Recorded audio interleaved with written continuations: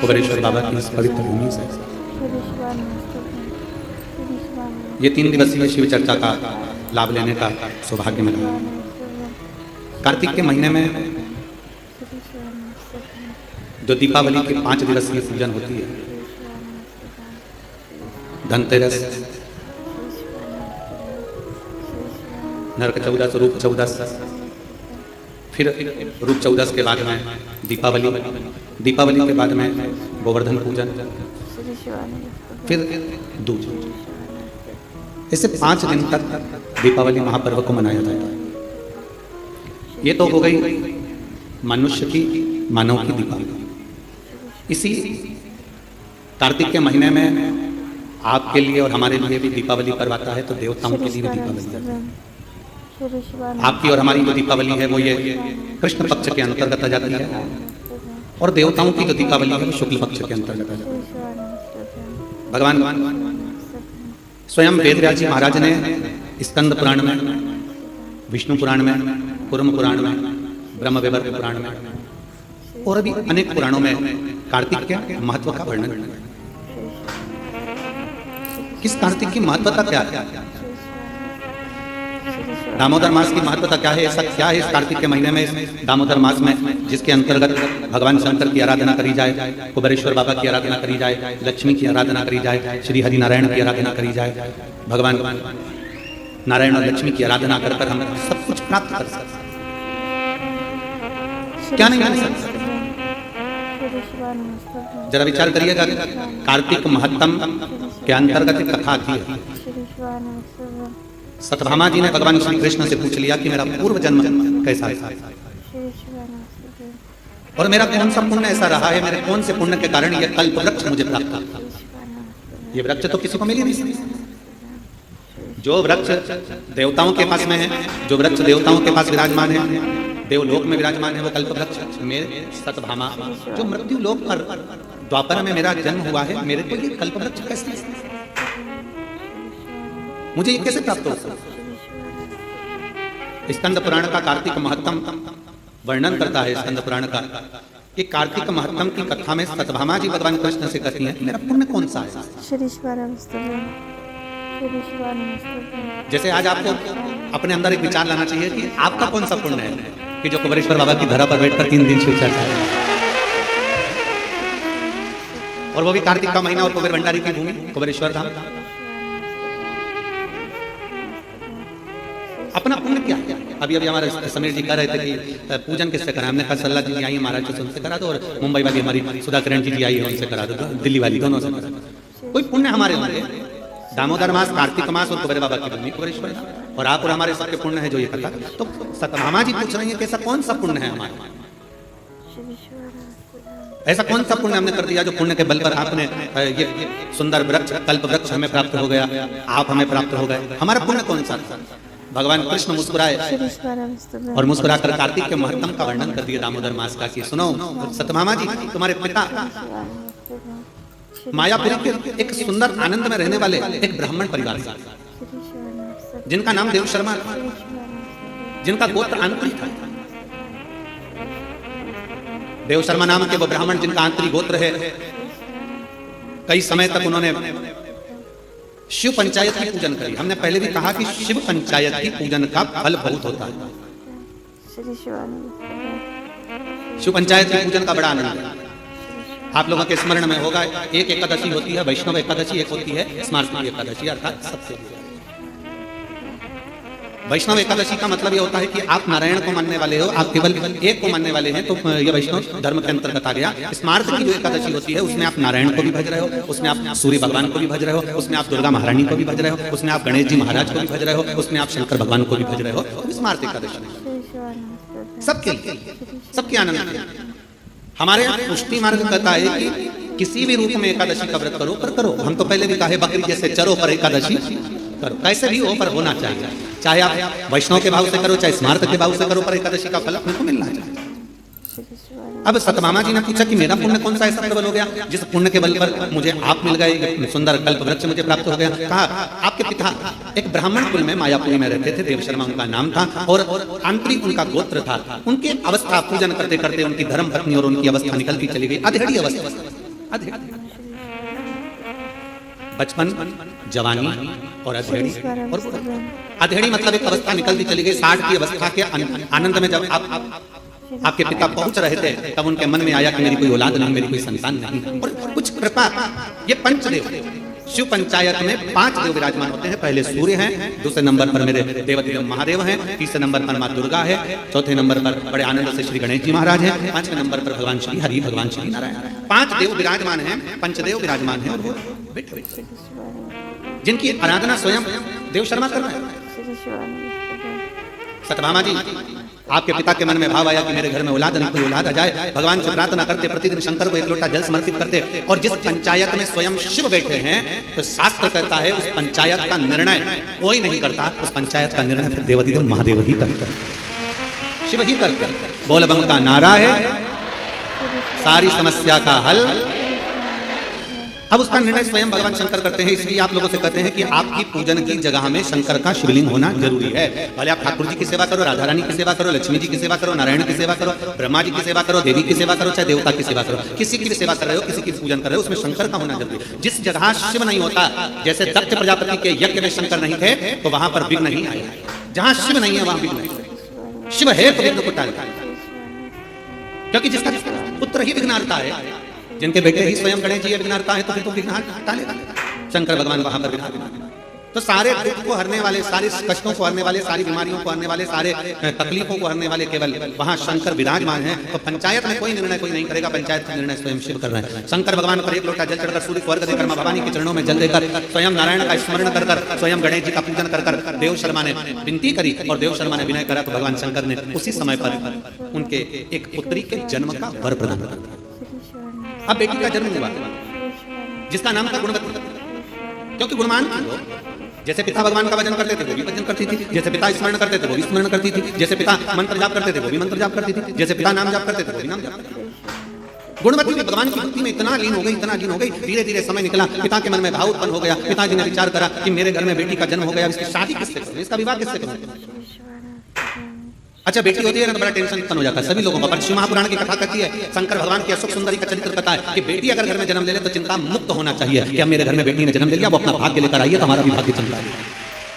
बेटी हमारे घर में आई है तो वो भाग्य लेकर आई है, तो भाग्य चमका है। लक्ष्मी सबको अच्छी लगती है।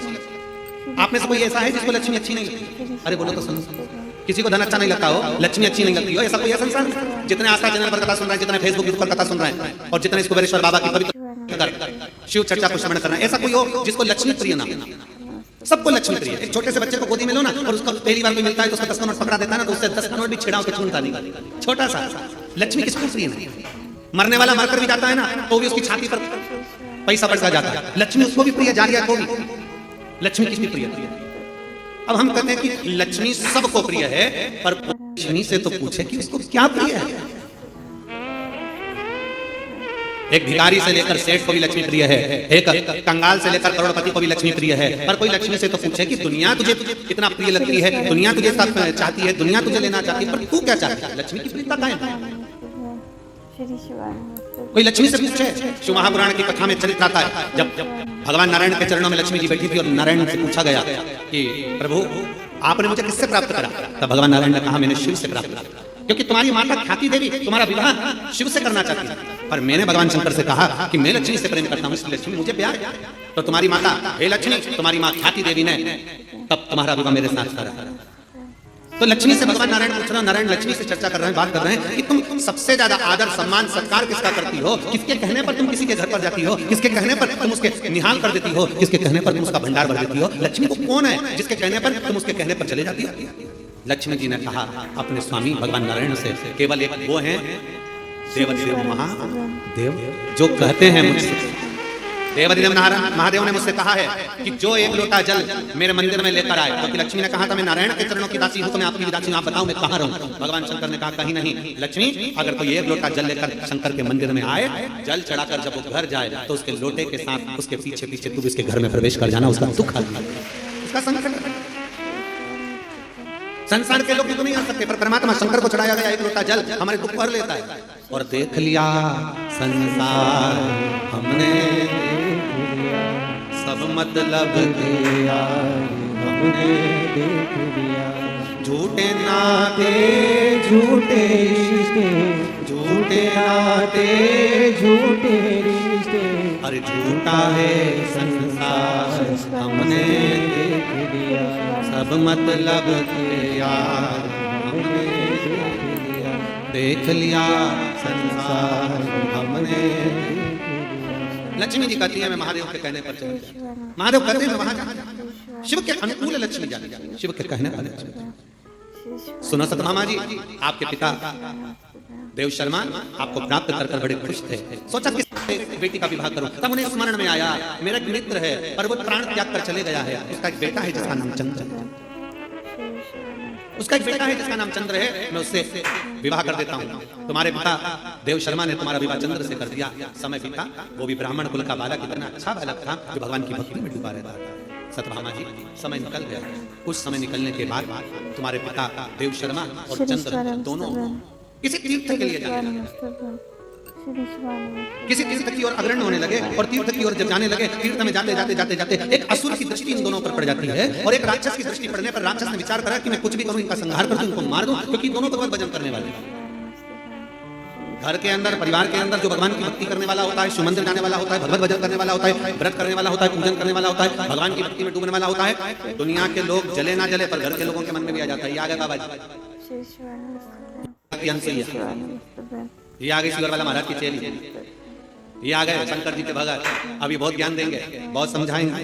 अब बहुत सारी बातें लोग कहते हैं, सीधी बात है, तुम किसी मॉल में जाइए ना, कोई तुम्हें नहीं टोकेगा, तुम फटी हुई जींस पहनो ना, कोई तुम्हें नहीं टोकेगा, तुम कैसे भी रहो ना, कोई तुम्हें नहीं टोकेगा, तुम बाल भी आड़े टेढ़े बनाओगे तो कोई ना टोकने वाला, तुम कैसे भी कपड़े पहनोगे कोई नहीं टोकेगा। और जिस दिन तुमने धोती पहनी, जिस दिन तुमने मस्तक पर तिलक लगा लिया, चंदन त्रिपुंड लगा लिया, गले में रुद्राक्ष की माला पहन ली, हाथ में रुद्राक्ष बांध लिया, और जिस दिन गले में रुद्राक्ष पहना और त्रिपुंड लगाकर और बड़े प्रेम के साथ तुम मार्केट में से निकल कर बताओ, सारी दुकान वाले, मोहल्ले वाले, कॉलोनी वाले सब तुमको देखेंगे ये कहां किया,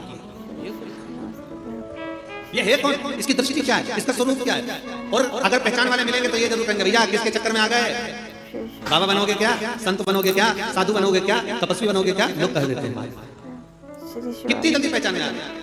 और देखो, संसार के वस्त्र पहने तो पहचान में नहीं आओगे, और परमात्मा के वस्त्र धारण करोगे तो पहचान में जरूर आओगे। ये हमारे संस्कार है, ये हमारे संस्कार है, ये हमारे जीवन का एक सुख है, हमारे जीवन का एक आनंद है। सतभामा जी, तुम्हारे पिता और तुम्हारे पति दोनों जा रहे थे, इतने में ही एक असुर की दृष्टि पड़ गई और उन्होंने उनको समाप्त कर दिया। दोनों तीर्थ करने जा रहे थे, भगवत भजन करने जा रहे थे, इसलिए कहीं ना कहीं शिव तत्व को उन्होंने प्राप्त करा था। इसलिए भगवान भोलेनाथ की कृपा हुई और नंदी लेकर शंकर भगवान पधारे और तुम्हारे पिता और तुम्हारे पति दोनों को नंदी पर बिठाकर शिव की लाश लाकर तुम अकेले। सतभामा जी, तुम्हारे आंखों में रुदन था, नेत्रों से जल बह रहा था, एक तरफ पिता चले गए, दूसरी तरफ पति चले गए, धब्बे का जीवन कैसे जियोगी, रोती बिलखती आंखों से आंसू बहाती, करूं तो करूं क्या, कहां जाऊं, किससे कहूं। जब व्यक्ति अकेला पड़ जाता है, सब जगह से छूटकर अकेला जब हो जाता है, तब उस परमात्मा को याद करता है, तब उस भगवान को याद करता है। कितना विचित्र जमाना है। पहले के समय में मंत्र चलते थे, बीच के समय ऐसा आया था जब तंत्र चलते थे, वो समय भी गया। फिर एक समय आया जिसमें यंत्र चलते थे, और आज कलिकाल का वो समय है जिसमें षड्यंत्र चलते थे। षड्यंत्र, पहले मंत्र चलते थे, फिर तंत्र चलते थे, फिर यंत्र चलते थे, और आज कलिकाल के अनुसार आज कलयुग में लोग षड्यंत्र चलते हैं। बस अंदर ही अंदर सोचते हैं ये ऊपर चढ़ रहा है, इसको नीचे कैसे गिराया जाए, ये आगे बढ़ रहा है, इसको पीछे कैसे लाया जाए, इसने इतना क्यों कमा लिया, इसने ऐसा भजन क्यों कर लिया, इसने स्मरण क्यों कर लिया, इसकी एक दुकान कैसे बन गई, इसकी शोरूम कैसे डल गया, इसका कपड़े का काम कैसे चल गया, इसके घर के पर्दे अच्छे क्यों हैं, इसका छत अच्छा क्यों है, इसका बेटा कहने में क्यों है, इसकी बेटी कहने में क्यों है, इसकी पत्नी अच्छी मिली, इसका पति अच्छा मिला, इसका परिवार अच्छा मिला। ये षड्यंत्र करना प्रारंभ। और याद रखना, मंत्र, तंत्र, यंत्र और षड्यंत्र, इस पर भी भारी है श्री शिवाय नमस्तुभ्यम का मन, इस पर भी भारी है श्री शिवाय नमस्तुभ्यम का मंत्र। और शिव तत्व कहता है, भगवान शंकर की पावन कथा कर रही है, भगवान का ये पवित्र 3 दिवसीय शिव चर्चा में प्रथम दिवस की चर्चा कर रही है कि सतभामा जी, तुम्हारी आंखों में जल भर गया, तुम क्या करती, विचार कर कर समय बीतता गया, कार्तिक का महीना आ गया, दामोदर मास आ गया, तुम कहां जाओ, तुम्हारे स्मरण में आया कि मेरे पिता शंकर की आराधना करते थे, इसलिए सतभामा जी तुम शिव के मंदिर जाना प्रारंभ कर दी, शंकर की आराधना करना प्रारंभ कर दी। शिव की ऐसी आराधना करी कि शंकर को जल चढ़ाकर जब तुम आती थी तो एक आंवले के वृक्ष के नीचे जल चढ़ा देती थी, आंवले के वृक्ष के नीचे से आती थी और घर में प्रवेश कर जाती थी। प्रतिदिन तुम्हारा एक नियम बन गया, शाम के समय कार्तिक का महीना, और तुम्हें स्मरण नहीं आया कि कार्तिक का महीना है, क्योंकि तुम वैधव्य जीवन जी रही थी, आंखों में जल भरा हुआ था, रो रही थी, तुम्हें सुध नहीं थी। कब कार्तिक आया तुम्हें मालूम नहीं पड़ा, कब दामोदर मास आया तुम्हें मालूम नहीं पड़ा, और कार्तिक के महीने में तुमने दीप दान करना प्रारंभ करा। प्रत्येक दिवस तुम शाम के समय पर शिव मंदिर में जाकर बेलपत्र के वृक्ष के नीचे जाकर, तुम प्रत्येक दिवस आंवले के वृक्ष के नीचे जाकर, तुम प्रत्येक दिवस पीपल के वृक्ष के नीचे जाकर एक दीप दान करने लगी, और वो दीप दान का पुण्य फल इतना प्रबल हुआ कि एक दिन चलते चलते तुमको किसी असुर ने फिर देखा और तुम्हारे प्राणों को हर लिया। प्राण तो तुम्हारे चले गए, पर कार्तिक के महीने में जो तुमने तुलसी की अर्चना करी, कार्तिक के महीने में जो तुमने आंवले के वृक्ष की अर्चना करी, कार्तिक के महीने में जो तुमने शंकर भगवान को एक लोटा जल चढ़ाया, शिव की ऐसी कृपा हुई, शंकर प्रकट हुए, तुम्हें नंदी पर बिठाए। चलते चलते देवदेव महादेव ने पूछ लिया तुम्हें क्या चाहिए। उसने कहा मेरा जीवन दुख में निकला, मेरे पिता पति चले गए, क्या चाहती हो। मैंने सुना है महादेव जो आपसे मांगता है आप वो दे देते हो। हाँ बोलो क्या चाहिए। क्या मुझे अगले जन्म में नारायण मिल सकते हैं। शंकर भगवान मुस्कुराकर बोले क्यों नहीं मिल सकते। तुमने कार्तिक महीने में मेरे मंदिर में दीपदान किया है, एक लोटा जल समर्पित किया है, तुमने तुलसा महारानी का पूजन किया है और कार्तिक के आनंद का जीवन जिया है, इसलिए वर देता हूँ अगला जन्म जब तुम्हारा होगा तुम्हारे लिए ही भगवान स्वयं नारायण द्वापर में कृष्ण अवतार लेकर आएंगे और तुम उनकी अर्धांगिनी सतभामा बनोगे।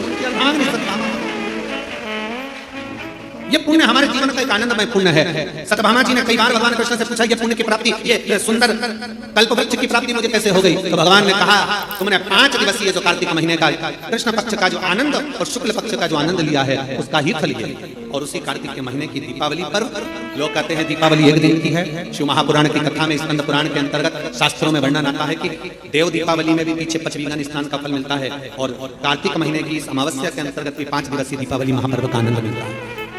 धनतेरस, रूप चौदस, दीपावली, पड़वा और दूज, ये 5 दिन तक दीपावली महापर्व चलता है। दीपावली महापर्व में हम क्या कर सकते हैं, हम क्या भगवान को दे सकते हैं। अभी आपको कहा कि सारी दुनिया लक्ष्मी को चाहती है, पर लक्ष्मी से कोई पूछे कि तुम क्या चाहते हैं, लक्ष्मी से कोई पूछे तुम क्या चाहते हैं, तो लक्ष्मी जी भी कह देगी बस मैं इतना चाहती हूँ कि महादेव के प्रति, भगवान के चरणों के प्रति आपका विश्वास जहाँ पर बढ़ा, आपका विश्वास जहाँ प्रबल हुआ, लक्ष्मी जी कहती है मैं वहाँ पर मैं हमेशा खड़ी हुई और तुम्हारे घर में हर पल में। पूजन का विधान बताते हुए स्वयं शास्त्र वर्णन करता है हमारे यहाँ। धनतेरस के दिन की जो पूजन है, उस धनतेरस के दिन की पूजन में आप अपने घर में जितनी भी, अब लक्ष्मी की पूजन जब आप करें, दीपावली की पूजन करें, उसमें मुहूर्त देखिए, मनाना मुहूर्त और छिए मनाना, कोई मुहूर्त लिखा हुआ है उसका स्मरण करें। धनतेरस की पूजन करने में, रूप चौदस की पूजन करने में, पड़वा की पूजन करने में, दूज की पूजन करने में आपको मुहूर्त की जरूरत नहीं। आपको प्रदोष काल, शाम का जो प्रदोष काल का समय होता है, उस समय पर बड़े प्रेम के साथ में, आनंद के साथ में, एक सुंदर आनंद से, अगर घर में मार्बल या कोटा फर्श वगैरह लगा हो तो कपड़े से ही पोंछ लो, और अगर कच्चा मकान हो तो गोबर से थोड़ा सा लीप कर सुंदर आनंद के साथ में भगवान का जहाँ मंदिर देवालय शिवालय है, बड़े आनंद से आपके घर में जो पूजन का जगह है, उस पूजन के जगह पर थोड़ा सा लीप कर या कपड़ा फेर कर वह आनंद के साथ एक सुंदर चौक पूर लीजिए, और चौक पूर कर उसमें थोड़ा सा चावल दाना या गेहूं का दाना रखकर उस पर एक चौरन, चौकी, पाटा जो भी आप रख सकते हो उसको रखकर एक सुंदर वस्त्र बिछाकर एक सुंदर सी थाली में स्वस्तिक कंकु के रोली का एक स्वस्तिक बनाइए, बनाकर उसको थाली के ऊपर, उसको पाटे के ऊपर जो कपड़ा बिछा है उसके ऊपर रख दीजिए। रखकर घर में कोई चांदी का सिक्का हो, चांदी का सिक्का ना हो, चांदी का कॉइन ना हो, तो अपना जो कॉइन आता है, 1 का सिक्का, 2 का सिक्का, जो भी कॉइन आता है वो रख दीजिए। और रखकर उसको जो मोली आती है, लच्छा बांधने वाला, हाथ में बांधने का जो नाड़ा आता है, मोली होती है लच्छा, उससे उसको हल्दी लगाकर लपेट दीजिए और बाबा को थाली में रखकर सुंदर आनंद के साथ में माता लक्ष्मी का स्मरण करते हुए 7 दिए घी के लंबी बाती, एक दिया तेल का दिया लक्ष्मी जी के लेफ्ट हैंड पे। जैसे लक्ष्मी जी को जब पूजन करने बैठोगे तो लक्ष्मी जी का मुख आपकी ओर होगा कि नहीं होगा, आप ऐसे बैठे हो तो लक्ष्मी का मुख आपकी ओर, तो दिया आएगा इस ओर से। मतलब आप जब पूजन करने बैठोगे तो आपका जो सीधा हाथ होगा लक्ष्मी जी का उल्टा, उस उल्टे हाथ की ओर एक तेल का दीप लगाकर लंबी बाती का और 7 दिए लंबी बाती के घी के, आटे के दिए, वो एक प्लेट में, एक थाली में रख लीजिए। पूजन का सामान कंकु, चावल, रोली, मोली, हल्दी की गांठ, अमरवेल, कमल गट्टा, खड़ा धड़ा, गुड़, ये सब सामग्री रखकर, कुछ भोग लगाने की सामग्री, कुछ धूप बत्ती आदि इत्र आदि सामग्रियां रखकर, पुष्प आदि रखकर, कुछ क्वाइन तुमने रखा है, सिक्का तुमने रखा है, 7 दिए सीधे हाथ पर लक्ष्मी, 7 दिए जो तुमने आटे के बनाए उसमें लंबी बत्ती कर सीधे हाथ पर बनाए, उल्टे हाथ पर तेल का दिया जलाकर पूजन की थाली में जो सामग्री रखी है जल का छींटा देकर बड़े प्रेम के साथ वस्त्र समर्पित कर और रोली, चंदन, मोली, हल्दी जो भी है, मेहंदी आदि सब सामग्री समर्पित कर कर 5 अमरबेल के टुकड़े, 7 कमलगट्टा, 5 अमरबेल के टुकड़े, 7 कमलगट्टा, 5 हल्दी की गठान, ये सब अपने हाथों में लेकर माँ लक्ष्मी से प्रार्थना कर कर, कुबेरेश्वर महादेव से विनती कर कर, शिव की आराधना कर कर, नारायण की आराधना कर कर, दामोदर भगवान की आराधना कर कर, माँ लक्ष्मी की आराधना कर कर, दोनों हाथों से समर्पित कंकु, रौली उस सिक्के के ऊपर धीरे धीरे कर कर डालें, हल्दी धीरे धीरे कर कर उस पर डालें, और जो 7 दिए आप भोग लगाने के बाद, प्रसाद रखने के बाद में, फिर जब 7 दिए जो तुमने थाली में लिए हैं, प्लेट में लिए हैं, उससे माता लक्ष्मी की आरती, कुबेरेश्वर महादेव का स्मरण कर कर आरती करिए। आरती रख दो, पर आरती को लेना नहीं, आरती भगवान की, भगवान को समझना। आरती झोली पसार कर माता लक्ष्मी से प्रार्थना करिए, माँ मैंने कुबेरेश्वर बाबा से विनय करी है, मैंने कुबेर भंडारी से विनय करी है, माँ आप नारायण के साथ, कुबेर के साथ, रिद्धि सिद्धि के साथ, गणेश जी महाराज के साथ आप मेरे घर में बनाइए, मेरे घर आप आइए, आपका निवास बनाइए, आप रुकिए।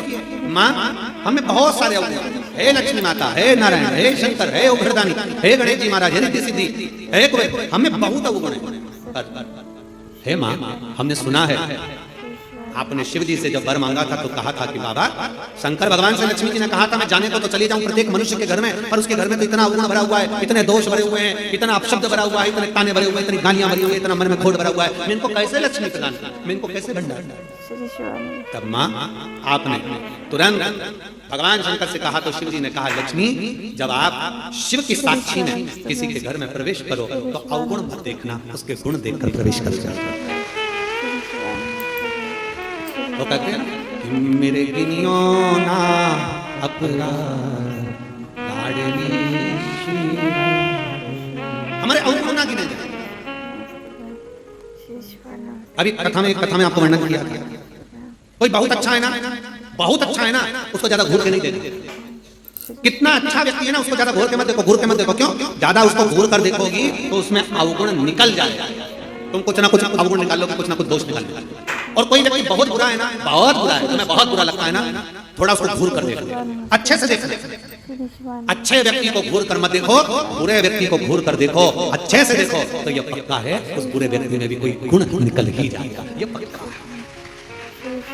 अच्छा है उसको ना देखिए, ज्यादा घूर कर ना देखिए। अच्छा है, हम ज्यादा देखेंगे ना, बहुत अच्छा होता है। प्रथम में तो जब एक दूसरे से प्रेम होता है, इसमें होता है, तो कितने अच्छे लगते हैं। रात दिन बात करें, 24 घंटा बात करें, 8 घंटा बात करें, रात को 9 बजे से जो चालू हो तो 2 बजे तक बात करें, और फिर उनकी शादी हो जाए, फिर बात करें, फिर तो खूब लड़ी मर्दानी हो, फिर चालू हुआ वो शिव कथा कर रही है, भगवान शंकर की कथा कर रही है, जो जिसमें बहुत गुण है, बहुत अच्छा है, जो उसमें तुम ज्यादा घूर कर मत देखो, उसमें अवगुण निकल जाएगा। बहू पहले कितनी अच्छी लगती है, बहुत बढ़िया, सास कितनी अच्छी लगती है, वो सब अच्छे लगते हैं, फिर धीरे धीरे उसमें अवगुण निकलता जाता है। हमारी सास तो ऐसी है, हमारी बहू तो ऐसी है, अवगुण निकलता जाता है। पहले घूर करना देखिए, अच्छा है ना उसको ज्यादा घूर कर नहीं देखो, और बुरा है ना उसको घूर कर देखो, उसमें कुछ ना कुछ गुण जरूर देखो। बुरे व्यक्ति में अच्छाई जरूर होगी, ऐसा हो नहीं सकता कि कोई अच्छाई परमात्मा निकालिए।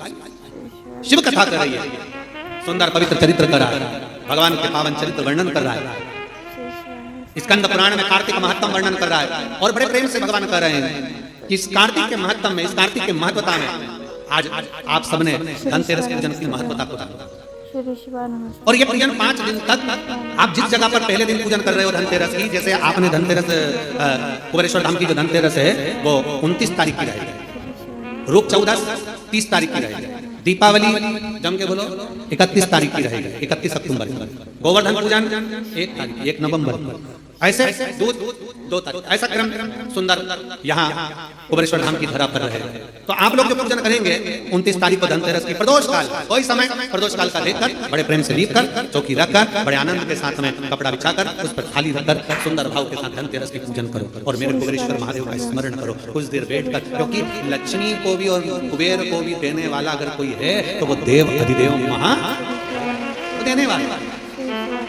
प्रयास करो भगवान शंकर की आराधना में जो सुख है, शिव की भक्ति में जो आनंद है, शंकर की आराधना कर शंकर की साक्षी रखकर श्री शिवाय नमस्तुभ्यम। हमने पहले भी कथा में कहा, दीपावली के समय पर बाजार में भी जाओ तो दिवाली के समय पर वहां पर मार्केट में भी कहो कि भैया हमको एक स्टिकर चाहिए, काय का स्टिकर, कहना श्री शिवाय नमस्तुभ्यम का चाहिए। क्या करोगे? दरवाजे पर लगाना है। क्यों? क्योंकि हमने सुना है शिव महापुराण के विधेश्वर संहिता में लिखा है कि श्री शिवाय नमस्तुभ्यम बोलने वाले के मुख का मात्र दर्शन कर लो तो हमारे सारे पाप क्षीण हो जाते हैं, हजारों वर्ष में यज्ञ का फल प्राप्त हो जाता है और हमारे कार्य सफल हो जाते हैं। तो सामने वाला व्यक्ति जब दरवाजा बंद होगा उस पर श्री शिवाय नमस्तुभ्यम लिखा होगा, सामने वाला कोई भी आएगा पड़ेगा, दरवाजा बजाएगा, जितनी देर खड़ा रहेगा उतनी देर पड़ेगा श्री शिवाय नमस्तुभ्यम। तुम दरवाजा खोलोगे, उसके मुख का दर्शन करोगे तो भी तुम्हारा कल्याण हो जाएगा। दो फायदा हमारा लाभ इसमें है, शिव तत्व की प्राप्ति हो। जब महालक्ष्मी आनंद के साथ में धनतेरस का पूजन करो, कल कथा में अपन रूप चौदस के पूजन की महत्वता जानेंगे। फिर उसके आगे तीसरे दिन की कथा है 2 बजे से 5 बजे तक, उसमें अपन दीपावली पूजन को जानेंगे। फिर उसमें अपन एकम की पूजन का जानेंगे, गोवर्धन पूजन के दिन का महत्व की पूजन कैसे करना है। फिर उसका वर्णन अपन दूज की पूजन का जानेंगे। ऐसे अपन पूरे 5 दिवसीय पूजन की महत्वता का स्मरण करें। 5 और मैंने तेरे ही भरोसे बाबा तेरे ही भरोसे हवा विच उड़ती जवानी बाबा डोर हर तो चढ़ी नाम कटी जानी भोले मैं तेरी पतंग शंभो में तेरी पतंग हवा विच उड़ती जवानी बाबा और हर तो चढ़ी नाम कटी जानी। शिव तत्व की प्राप्ति, भगवान शंकर की प्राप्ति कितने आनंद के साथ। और कभी भी ध्यान रखना, लक्ष्मी पूजन जब भी करो तो शिव को याद जरूर करो। भगवान नारायण को भी अगर लक्ष्मी दी है तो भगवान शंकर, नहीं तो माता ख्याति देवी लक्ष्मी जी की मां, तो लक्ष्मी जी का विवाह तो भगवान शंकर से करना चाहती थी। पर नारायण भगवान शिव की आराधना में लगे रहे। पूछ लिया देवादित्य महादेव ने, नारायण क्या बात है, अभी मेरी आराधना ज्यादा कर, क्या हो क्या गया। नारायण कहते हैं प्रभु वो ख्याति देवी लक्ष्मी जी की मां, उनका विवाह आपके साथ करना चाहता है। आप चिंता क्यों करते हैं, आप क्या चाहते हो बोलो। नारायण ने कहा लक्ष्मी मुझे, नारायण लक्ष्मी ने आपको दे आप लक्ष्मी से विवाह करोगे, लक्ष्मी आपसे विवाह करेगी। लक्ष्मी जी से पूछा स्वयं भगवान शंकर, जब लक्ष्मी मैया बेलपत्र के वृक्ष के नीचे झाड़ू बुआरी कर रही हैं, बेलपत्र के वृक्ष के नीचे सेवा कर रही हैं, शंकर भगवान प्रकट होकर स्वयं पूछते हैं, गौरी शंकर शंकर पार्वती के साथ प्रकट होकर पूछते हैं क्या बात है, क्या चाहिए, क्या हो गया। अब स्वयं भगवान शंकर ने लक्ष्मी जी से पूछा तुम्हें क्या चाहिए। लक्ष्मी जी कहती है मुझे नारायण के चरण, नारायण के चरण। भगवान शंकर ने पूछा लक्ष्मी तुम नारायण के चरणों में रहने को तैयार हो। लक्ष्मी जी का शब्द था कि नारायण के चरणों में रहने को तैयार हो। इतने में लक्ष्मी जी कहती है केवल नारायण के चरणों में ही नहीं, जिसके हृदय में नारायण बैठा है उसके घर में रहने को भी तैयार है। जिसके हृदय में नारायण बैठा है, जिसके हृदय में श्री हरि बैठे हैं, जिसके हृदय में भगवान बैठे हैं, उनके घर में रहने को उनके घर। ये कार्तिक का महीना बड़े प्रेम से भगवान की हृदय भक्ति धारण करते हुए दीप प्रज्वलित करिए और बड़े आनंद के साथ में 5 दिवसीय कार्तिक के महीने में सुंदर दीपावली महापर्व को मनाएं। हमारे कुबेरेश्वर बाबा की धरा पर भी दीपावली की रात्रि को लोग आते हैं, इस कुबेर भंडारी के दरवाजे पर घी के 11 दिए लगाते हैं। लोग अपने अपने घर की पूजन दिन में शाम को कर रात्रि को निकल कर आते हैं और पूरे प्रांगण में कहीं जहां उनका मन करता है वहां बैठ कर 11 दीप लगाकर बाबा कुबेर भंडारी के चरणों में झोली पसार कर प्रणाम करते हैं, बाबा भंडार। और दूसरे दिन पे बाबा का खजाना लेकर यहाँ से चले जाते हैं। 31 तारीख की रात्रि को लोग आसपास के गांव के शहर के सभी भक्त लोग यहाँ पहुंचते हैं बाबा के 11 ज्ञान लगाने के लिए और सुबह बाबा का खजाना लेकर शिव भक्ति भजन। जितनी आराधना भगवान शंकर की करोगे, शिव नारायण की भगवान की भक्ति करोगे, दामोदर मास में कार्तिक मास में दीपदान जितना कर सकते हो, जितना दीपदान कर सकते हो उतनी शिव भक्ति को धारण। और धनतेरस, रूप चौदस, दीपावली, अड़वा, दूज, ये 5 दिन इधर के और 5 दिन देव दीपावली, हम उसका भी वर्णन करेंगे तीसरे दिन की कथा में। एक बेलपत्री, एक पीला चावल हल्दी में रंगा हुआ पीला चावल और एक बेलपत्री, एक कमलगट्टा भगवान शंकर की शिवलिंग पर समर्पित करने का प्रयास है। परंतु ये बेलपत्री, पीला चावल और एक कमलगट्टा, ये 5 दिन तो तुम ये दीपावली के पर्व के और 5 दिन तो पंचवीगन आएगा, पूर्णिमा का समय जब आएगा उस समय पर अगर आपने ये दोनों समय पर एक बेलपत्री, एक पीला चावल, एक कमलगट्टा भगवान शंकर के शिवलिंग पर समर्पित करना प्रारंभ करा, ये 5 दिन इधर के 5 दिन उधर के, आपको कभी कहना नहीं पड़ेगा किसी के आगे कि भैया मुझे 500 की जरूरत है, तेरी जेब और तेरा घर भरा खाली नहीं रह सकता। और बाबा से प्रार्थना हम यही करते हैं, हमेशा करते हैं, किसी स्त्री की गोद खाली ना रहे और किसी पुरुष की जेब खाली ना रहे। बाबा भरता जरूर है। एक बेलपत्री, एक पीला हल्दी का चावल, एक दाना चावल और एक जम के बोलो कमल। एक कमल भगवान शंकर के शिवलिंग को समर्पित करिए, भगवान शंकर के शिवलिंग को समर्पित, बड़े भाव के साथ में, आनंद के साथ में, और दिल से बाबा से 5 दिन ये दीपावली के समय पे धनतेरस, रूप चौदस, दीपावली, पड़वा और दो और उतर भी जब पूर्णिमा आएगी उसके पहले, उसका वर्णन हम कर देंगे फरीदाबाद की कथा, उसका पूरा वर्णन करेंगे फरीदाबाद की कथा में, क्या उसका करना है। ये 5 दिन इधर के 5 दिन उधर, बड़े प्रेम से बाबा की ये पवित्र आज धनतेरस के पूजन का अपन ने विधान जाना। कल सुबह 9 बजे से 10 बजे तक फिर बाबा की पवित्र कथा का आनंद लेते हुए अपन आनंद के साथ रूप चौदस के पूजन का विधान जानेंगे। और अभी आरती का क्रम प्रारंभ हो रहा है, आपको हम सब मिलकर आरती का क्रम करेंगे। तीसरे दिन की जो कथा रहेगी वो 2 बजे से 5 रहेगी, कल की कथा सुबह 9 बजे से 10 बजे तक रहेगी। बड़े भाव के साथ, आनंद के साथ दोनों हाथ उठाकर हर महादेव। सुंदर आरती नीचे सुंदर आरती प्रारंभ हो रही है, बड़े भाव के